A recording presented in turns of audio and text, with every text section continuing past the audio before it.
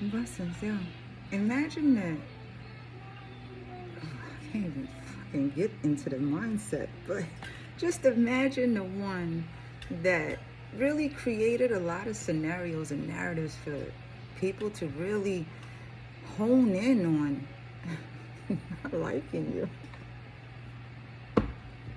Oh, you know that mutual. We gotta be careful with those mutual friends because that mutual sometimes, that mutual friend ain't a friend to no motherfucking body, not even themselves, yo.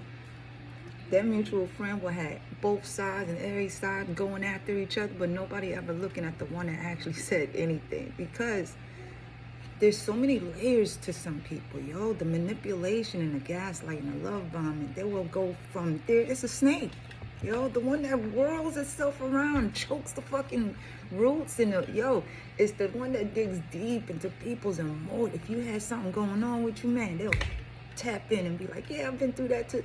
Yo, that shit is scary because of the fact that the labyrinth of mirrors, yo, the labyrinth maze will mimic an energy. Yo, I've had this happen so many fucking times until you realize, like, yo, what the fuck? It's like clone of a clone of a clone that is afraid of their own mirror because of the creation of the narratives that they created for themselves, which is just the mimic of all the mirrors that they have yet to grow from themselves.